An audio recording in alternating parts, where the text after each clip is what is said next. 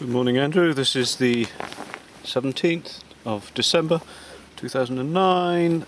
I'm on the brown access track to your reserve at Nantervon on your PDF that you gave me. This is the first gate you come to, so I'm just across the hedge from the remains of the St David's. As you see, latch doesn't meet bolt. Main problem here is the post. I don't know if you can see that. Yes, you can. The post is very loose in the ground. Would be tempted, rather than doing a botch on moving the latch over, I'd be more tempted to take the post out, move the hole a couple of inches across towards the gate, and line it all up properly. Number 1 on the map, Nantervon. And if you continue up the brown access path on your map to where it meets the red dotted lines of the fencing, this is the next gate at which those two meet. It all works beautifully. However, on the straining post on the right, as you look at this, is completely rotten at ground level and will snap off if I choose to give it a big push. I won't demonstrate, but that straining post needs replacing, the one on the right there. Number 2. This is a stile at 0.3 on the map. There's enough rot in this cross member that it should go, I think. Very easily replaced. The legs are okay. All it needs is a bit of wood wrapped in chicken wire. Or better still, I think, given that we've got a gate here, it almost serves zero function being here, unless you have some plans for locking the gate or whatever. In which case, an even quicker solution is take it out. Number 3. And immediately adjacent to 3 is number 4. Here's 3 I'm looking at. This is all very interesting. There's a fence disappearing underground here. Yeah, that's a post and a strain. I don't know if you can make that out. That strainer is probably 2 feet deeper in soil and silt than it was when it was installed. The post is rotten. There's not a lot of fence. If I can zoom in a bit. Not a lot of fence there before we get to the new ground level. Absolutely hideous job trying to fix this. I mean, of course, how do you dig a hole there? I mean, I don't know if you can see this. This is all underwater here. That would be my temptation. 2 or 3 very small posts, not stakes but posts, that you can hit into the ground if you prepare a good hole with a crowbar and somehow string some extra strands of barbed wire around this lot.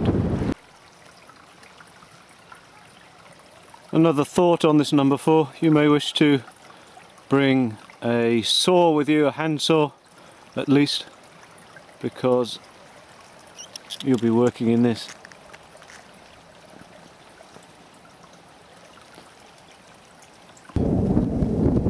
Number 5. Okay, that was post number 5. This is post number 6. I think I was standing here last year. And again, this sort of 5-6 section of fence is the ropiest. It'd be great to stick it in a budget. I don't think I'd bother replacing these posts, since they're both 5 and 6 are both firm at the ground, even though they're a bit shoddy at the top. I wouldn't bother replacing them because the labour would be massive, and you'd only be doing it a few years later when the fence needed changing anyway. So this is section 5-6, just advice that it could go in a budget somewhere. I wouldn't do anything other than that though. Okay, just over this little ridge in the foreground is Nantervon. I'm just slightly north of that. Up until that point, along the top, somebody's done a great job of going along the barbed wire and fixing all the breaks in it. However, almost immediately after that river, as if the river Nantervon, the stream Nantervon was the break point, it's all died out. If you look at the barbed here, there's just endless breaks. I mean, there are so many breaks. This is not worth fixing. It's just there's a section of barb and then a break, and then there's a section of barb and then there's a break. I mean, basically, if you want a section of barbed wire along here, you need to put a new one here. That's the message, I guess. So here I am, point 7, just north of Nanterre. Marked deterioration actually. Last year I was reporting this as, you know, several breaks, but I mean, there's several bits of wire and almost perpetual break now. Okay, if you have a look at the map, number 7 now has an accompanying 7A, and that stretch 7 to 7A is where the barbed wire is completely shot and very much at its worst. Part of the reason it's seen a lot of deterioration since last year is the clear fell along that area and just the touch of branches as trees comes down. It's not like it's been squashed or anything, just a light touch of branches as they come down is enough to break it endlessly. If you put in 400 metres of barbed wire along there, it would be a good investment because the netting's not too bad and the stakes have been replaced and it could last some time then. 400 metres of netting along there wouldn't go amiss. This is number 8 now. As you can see, I'm nearly back at the road. This is a new section of fence going up the hill in the northwest corner. This stake here, he's just pulled out of the ground slightly because of the tension of the netting down in a dip. All it needs is another stake, maybe 5 metres of barbed wire. Wouldn't take an enormous amount of time because I'm so close to the road. That's number 8.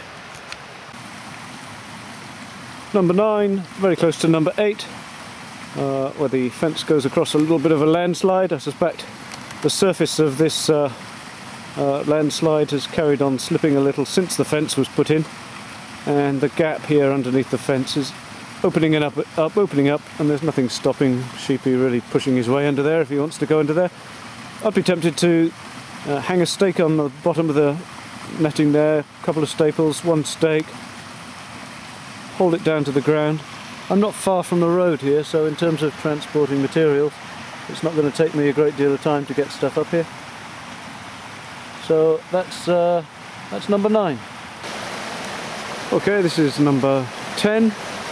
Again, right adjacent to number 9, we have a gate here, which has barbed wire on the fence immediately adjacent to the gate, which is something I know on a gate very near to this you asked me to change last year. You wanted me to remove the barb and replace it with plain for health and safety reasons.